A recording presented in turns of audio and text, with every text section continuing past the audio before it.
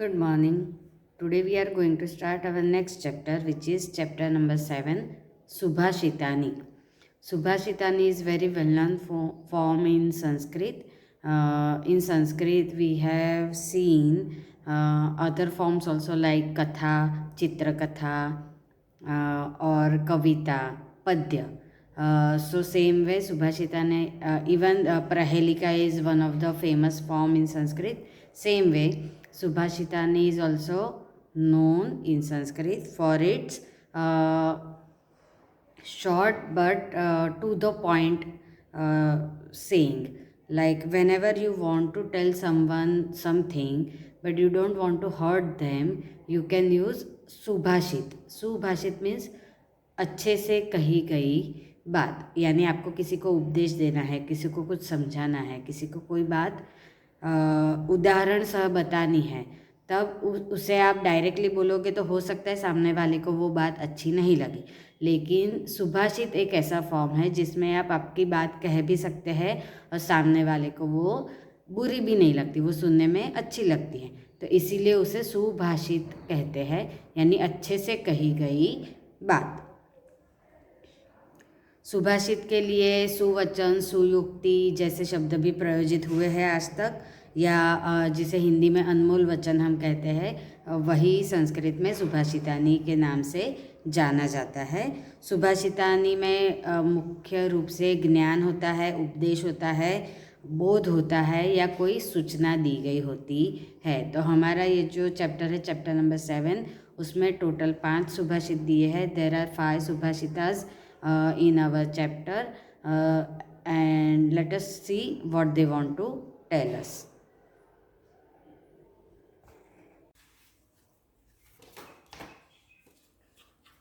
Chapter number 7, Subhashitani. First Subhashit. हस्तस्य भूषणं दानं, सत्यं कंठस्य भूषणं, श्रोतस्य भूषणं शास्त्रं, भूषणैः क्रीं प्रयोजनम्. We will read again. हस्तस्य भूषणं दानं, सत्यं कंठस्य भूषणं, श्रोतस्य भूषणं शास्त्रं, भूषणैः किं प्रयोजनम्. हस्तस्य means of the hand. भूषणम मीन्स आभूषण या ऑर्नामेंट. दानम, दान करना यानी किसी को कुछ देना, तो हाथ का जो आभूषण है वो क्या है? दान. सत्यम कंठस्य भूषणम, कंठस्य मीन्स हमारे गले का और ऑफ द नेक. सत्य मीन्स ट्रूथ. भूषणम मीन्स अगेन ऑर्नामेंट. तो हमारे गले का जो आभूषण है वो क्या है? सत्य. हाथ का आभूषण क्या है? दान. और गले का आभूषण है, कंठ का आभूषण है सत्य. श्रोतस्य भूषणम शास्त्रम. श्रोतस्य मीन्स ऑफ द ईयर, हमारे जो कान है उसका आभूषण क्या है? शास्त्र. शास्त्र मीन्स नॉलेज. भूषणैः किं प्रयोजनम. भूषणैः ऑफ द ऑर्नामेंट. किम मीन्स व्हाट. प्रयोजन means purpose. So what is the purpose of ornament. Ornament किस प्रकार के होने चाहिए? ये जो सोने चांदी के ऑर्नामेंट है वो तो नकली ऑर्नामेंट है. असली आभूषण, असली ऑर्नामेंट कौन से है? तो हाथ का असली आभूषण है दान करना, किसी को दान देना, यही आपका सबसे बड़ा आभूषण है. उसी से आपके हाथ सुशोभित होते हैं. उसी तरह सत्य वचन, सत्य बोलना, हमेशा सत्य की राह पर चलना, ये किसका आभूषण है? हमारे कंठ का, हमारे गले का या हमारी आवाज़ का. तो हम जब भी बोलते हैं तब अगर सत्य बोलते हैं तो उससे कोई ज़्यादा अच्छा या कीमती आभूषण हमारे लिए नहीं हो सकता. तो सत्य ही है जो कंठ का आभूषण है. उसी तरह कानों का आभूषण है, जो हम कान में ईयरिंग्स पहनते हैं या बालियाँ पहनते हैं, वो नहीं है. पर कानों का असली आभूषण क्या है? शास्त्र, यानी कि नॉलेज. यानी अगर आपको सही गलत की परख है तो कोई कुछ भी बोले, आप उसे आपके ज्ञान के अनुसार उसे श्रवण करेंगे, वही आपका सच्चा आभूषण है। तो आभूषणों का जो प्रयोजन होता है वो क्या होता है? आपका निखार करना, यानी आपको ज़्यादा सुंदर बनाना। तो अगर आप दान करते हैं, अगर आप सत्य बोलते हैं और अगर आप सही चीज़ सुनते हैं तो उससे किसका निखार होगा? आपके संपूर्ण जीवन का निखार होगा, आपके संपूर्ण अस्तित्व का निखार होगा। तो असली आभूषण यही है, ऐसा इस पहले सुभाषित में कहा है। तो इसका अगर हम इंग्लिश ट्रांसलेशन करें तो वो होगा the ornaments of hands is donation, the ornament of throat is truth, the ornament of ear is knowledge, then what is the use of other ornaments. अगर आपके पास ये तीन है तो दूसरे किसी आभूषणों की आवश्यकता ही क्या है? आप वैसे ही सुंदर दिखने वाले हैं या वैसे ही आप खिलने वाले हैं। अब देखते हैं दूसरा सुभाषितानी। दूसरा सुभाषितानी पहले हम पढ़ेंगे। काकः कृष्णः पीकः कृष्णः को भेद काकपीकयोः। अगेन, काकः कृष्णः पीकः कृष्णः को भेद काकपीकयोः। वसंत समये प्राप्ते काकः काकः पीकः पीकः। काकः means crow, Krishna means Shyam या ब्लैक, तो जो कौवा है वो भी काला है। पीकः कृष्ण, पीकः मीन्स कुकू, कोयल, तो कुकू भी कैसी है? कृष्ण, वो भी काली है। को भेद काक पीकयो, so what is the difference between crow and cuckoo? कौवे और कोयल के बीच में तो फिर अंतर क्या है? दोनों ही काले हैं, तो उन दोनों में अंतर क्या है? वसंत समय, at the time of spring or when the spring arrives. काकः काकः पीकः पीकः, तो जो वसंत का समय है, वसंत ऋतु है, उस समय हमें इनका भेद पता चलता है कि कौवा कौवा ही है और कोयल कोयल ही है। कैसे? यहाँ चित्र में भी उन्होंने दिखाया है। दूर से अगर हम कौवा और कोयल को देखते हैं तो देखने में दोनों एक जैसे लगते हैं, लेकिन वसंत ऋतु में जब दोनों गाते हैं या दोनों अपने कंठ से आवाज़ निकालते हैं तब दोनों का भेद हमें पता चलता है। कौवे की आवाज़ कैसी होती है? कर्कश होती है, कर्णप्रिय नहीं होती है, कर्ण कठोर होती है, वो सुनने में हमें अच्छी नहीं लगती। जबकि कोयल की आवाज़ कैसी होती है? मधुर होती है, सुनने में अच्छी लगती है, कर्णप्रिय होती है। तो ये जो दोनों का भेद है उन्हें देखने से नहीं पता चलता, लेकिन उन्हें सुनने से पता चलता है या उनके बोलने से पता चलता है। तो वैसे ही अच्छे लोग और बुरे लोग, कोयल और कौवे का उदाहरण देकर हमें यहाँ क्या समझाया जा रहा है कि जो अच्छे लोग होते हैं, सद्गुणी होते हैं, और जो दुर्गुणी होते हैं, बुरे लोग होते हैं, वो दिखने में तो एक समान ही दिखते हैं। हम उन्हें देखकर उनमें भेद नहीं कर सकते कि कौन अच्छा है और कौन बुरा है।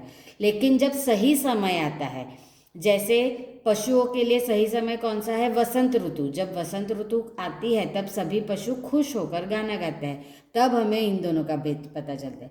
उसी तरह जब जीवन में सही समय आता है तभी हमें अच्छे लोग और बुरे लोगों में जो भेद है वह पता चलता है। देखने में तो दोनों समान है, लेकिन उनके गुण, उनकी विशेषताएं उनकी वाणी से पता चलती है, उनके बोलने से पता चलती है। उसी तरह अच्छे लोगों के गुण और बुरे लोगों के दुर्गुण हमें उनके बोलने से या उनके काम करने से, उनके स्वभाव से हमें पता चलते हैं। उन्हें देखकर हम नहीं बता सकते कि कौन अच्छा है और कौन बुरा, क्योंकि दोनों ही दिखने में तो समान ही होते हैं। सो इसका अगर हम ट्रांसलेशन देखें तो कैसा होगा? Crow is black, Kuku is black. What is the difference between crow and cuckoo? When springtime arrives, a crow is crow and a cuckoo is a cuckoo.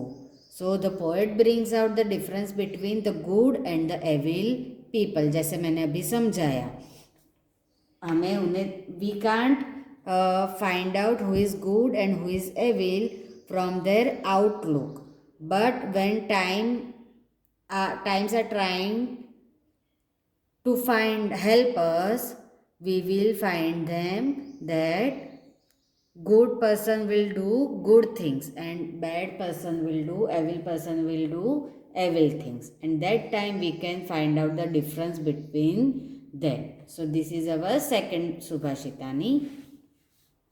Now third Subhashitani.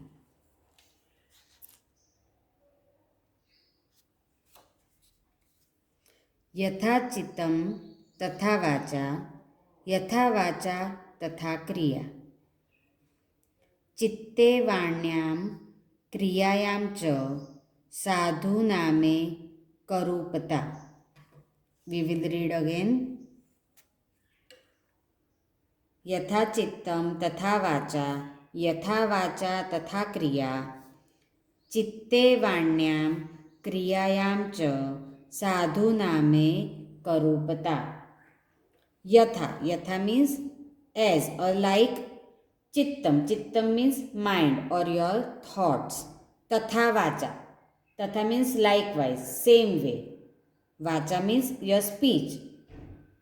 So just as your mind will be your speech. आप जैसा सोचते हो, आपके जैसे विचार है, उसी तरह आपकी वाणी होती है. वाचा यानी बोलना, वाणी. यथा वाचा तथा क्रिया, और जैसा आप बोलते हो, जैसे आपकी स्पीच है, वैसी ही आपकी डीड होती है, आपके कार्य होते हैं. आप जैसा सोचते हो वैसा करते हो, आप जैसा सोचते हो वैसा बोलते हो, और जैसा बोलते हो वैसा करते हो. तो अल्टीमेटली आपकी सोच पर निर्भर है कि आप क्या करेंगे, आप कैसा कार्य करेंगे. चित्ते वाण्यां क्रियायां च साधुनामे करूपता. चित्ते मीन्स इन द माइंड, वाण्यां means in the speech, and क्रियायाम इन योर डीड और एक्शन. साधु नाम एक रूपता. यहाँ पे क्या संधि है? साधु नाम एक रूपता. साधु नाम मीन्स गुड पीपल और जेंटलमैन. एक रूपता यानी यूनिफॉर्मालिटी या कंसिस्टेंसी, यानी एक जैसा होना. तो जो अच्छे लोग हैं या जो साधु संत लोग हैं, उनका क्या होता है? माइंड, भाषा, चित्त, भाषा और क्रिया, तीनों में क्या होता है? समानता होती है, एक रूपता होती है, कंसिस्टेंसी होती है. वो कुछ और बोलते हैं और कुछ और करते हैं, ऐसा नहीं होता है. जो वो सोचते हैं वही वो बोलते हैं, और जो वो बोलते हैं वैसा ही करते हैं. उनकी क्रिया में और उनके बोलने में डिफरेंस नहीं होता, एक रूपता होती है. तो जैसा आपकी सोच है वैसी ही आपकी वाणी है, जैसी आपकी वाणी है वैसी आपकी क्रिया होनी चाहिए. और जेंटलमैन वही है जिसकी वाणी, क्रिया और विचार तीनों एक रूप हो, एक जैसे हो, यानी दिखावा नहीं हो. बोलने के लिए आप भी जानते हैं, जैसे हमारे पॉलिटिशियंस बोलने के लिए कितनी बड़ी बड़ी बातें करते हैं, है ना, पर उनकी क्रिया वैसी नहीं होती, उनके काम वैसे नहीं होते. वादे तो करते हैं, इलेक्शन जीतने के लिए बहुत बड़ी बड़ी बातें करते हैं, पर उनके दिमाग में लोगों की भलाई का विचार नहीं होता, खुद की भलाई का विचार होता है. इसलिए उनकी क्रिया, उनके काम कैसे होते हैं? खुद की भलाई हो उस रूप से वो सोच कर काम करते हैं. तो उनके ये तीनों जो चीज़ है, माइंड, स्पीच और एक्शन, तीनों में तालमेल नहीं होता, तीनों अलग अलग होते. बोलते कुछ और है और करते कुछ और है. तो साधु नामक व्यक्ति कौन है, या साधु व्यक्ति कौन है, या जेंटलमैन कौन है जिसके ये तीनों में एक रूपता हो, समानता हो. जैसी सोच हो वैसी ही वाणी हो और वैसी ही क्रिया हो. अब देखते हैं फोर्थ सुभाषितानी. सर्वतीर्थमयी माता सर्वदेवमयः पिता मातरं पितरं तस्मात् सर्वयत्नेन पूजयेत्. We will read again. सर्वतीर्थमयी माता, सर्वदेवमयः पिता, मातरं पितरं तस्मात् सर्वयत्नेन पूजयेत्. सर्वतीर्थमयी, मयी means like, सर्व means all, तीर्थ यानी पिलग्रिमेजेस. सो हमारी जो माता है वो कैसी है? सर्व तीर्थ जैसी है, यानी सब तीर्थों को एक करके अगर उसका एक रूप हो तो वो कौन है? माता है. Our mother is a symbol of all pilgrimages. सर्वदेवमयः पिता, our father is like all god और सिंबल ऑफ ऑल गॉड्स. जो हमारे जो सब भगवान है, सर्वदेव है, उनके रूप के कौन है? मयः means likewise, likewise all gods कौन है? हमारे पिता. मातरम पितरम तस्मात् सर्वयत्नेन पूजते. मातरम पितरम means to mother and to father. सर्वयत्नेन, सर्व प्रयत्नेन means with all the efforts.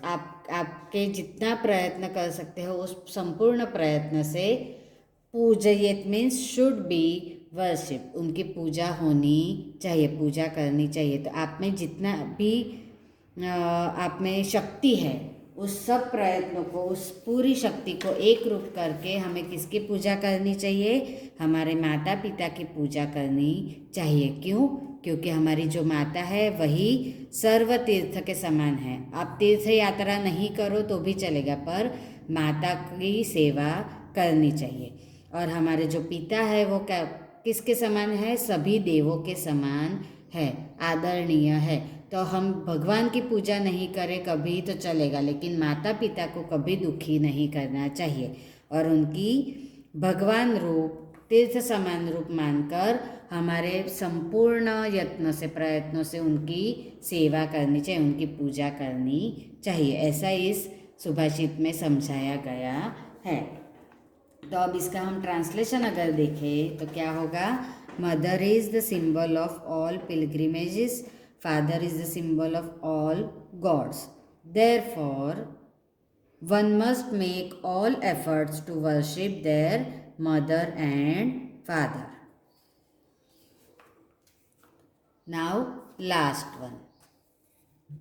सुखार्थी त्यजेन विद्याम विद्यार्थी त्यजेत सुखम. सुखार्थिनः कुतो विद्या कुतो विद्यार्थिनः सुखम. सुखार्थी, the one who desired comfort, जो आराम या सुख की याचना करता है वो. त्यजेत विद्या, उसे क्या करना चाहिए? विद्या का त्याग करना चाहिए. जिसे सुख की इच्छा है उसे क्या करना चाहिए? विद्या का त्याग करना चाहिए. विद्यार्थी त्यजेत सुखम, और जो सच्चा विद्यार्थी है वो क्या करता है? अपने सुख का त्याग करता है. त्यजेत मीन्स त्याग करना. तो जो विद्यार्थी है या जिसे नॉलेज चाहिए उसे क्या करना पड़ता है? अपना कंफर्ट, अपना सारा सुख छोड़ना पड़ता है. सुखार्थीन कुतो विद्या विद्यार्थिनः कुतो विद्यार्थिनः सुखम. सुखार्थीन, the one who desired comfort. कुतो मीन्स फ्रॉम वेयर, विद्या मीन्स नॉलेज. तो जो सुख को या कंफर्ट को मांग रहा है या उसके डिज़ायर कर रहा है उसे कहाँ से विद्या मिलेगी, और जो विद्यार्थी है उसे कहाँ से सुख मिलेगा. तो यहाँ पे हार्ड वर्क और नॉलेज की बात की गई है. अगर आपको ज्ञान चाहिए तो आपको क्या करना पड़ता है, सुख का त्याग करना पड़ता है, अपने कंफर्ट लेवल से बाहर आना पड़ता है, तभी आप नया कुछ सीख सकते हैं। और अगर आपको नया कुछ नहीं सीखना है तो फिर आपको सुख त्यागने की ज़रूरत नहीं है। तो जो सुख त्यागते हैं उन्हीं को विद्या मिलती है, और जो जो विद्या प्राप्त करना चाहते हैं उन्हें सुख त्यागना पड़ता है। यही बात उन्होंने इस सुभाषित में समझाई है। जैसे कि यहाँ दिखाया है, ये एक सुख है ना, सुबह आराम से उठना, ये हमारी इच्छा है कि हम रोज़ आराम से उठे, हमारे कंफर्ट लेवल में, कंफर्ट जोन में रहकर बड़े हो। लेकिन अगर हमें विद्या प्राप्त करनी है तो हमें क्या करना पड़ता है, कंफर्ट जोन से बाहर निकलना पड़ता है। सुबह सुबह नींद आ रही है तो भी आलस त्याग कर हमें उठकर पढ़ाई करनी पड़ती, तब जाकर हमें ज्ञान मिलता है। तो अगर सुख का त्याग नहीं करते हैं तो विद्या नहीं मिलती है, और अगर आपको विद्या चाहिए तो आपको सुख का त्याग करना ही पड़ता है। तो इसका ट्रांसलेशन देखते हैं। A person who desired comfort he must give up knowledge. अगर आपको सुख चाहिए तो आपको विद्या छोड़ देनी चाहिए, या नॉलेज प्राप्त करने की इच्छा छोड़ देनी चाहिए। A person who desires knowledge he must give up comfort.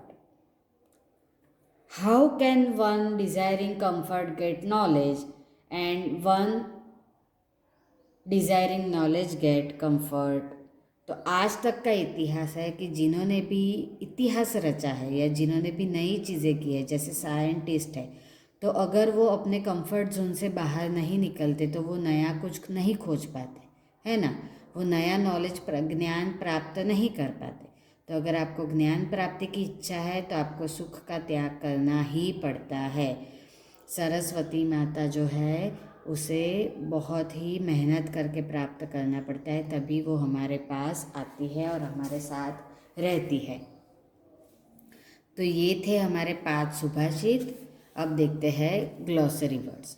हस्तस्य मीन्स ऑफ हैंड, भूषणम ऑर्नामेंट, कंठस्य ऑफ नेक, श्रोतस्य ऑफ ईयर, प्रयोजनम पर्पस, पीकः कुकु, भेद डिफरेंस, यथा लाइक, वाचा स्पीच, त्यजेत means leave, and kutah means from where. So today you have to write down the Subhashitas in Sanskrit and its translation in English, and then glossary words. Next period we will see the exercise of this chapter.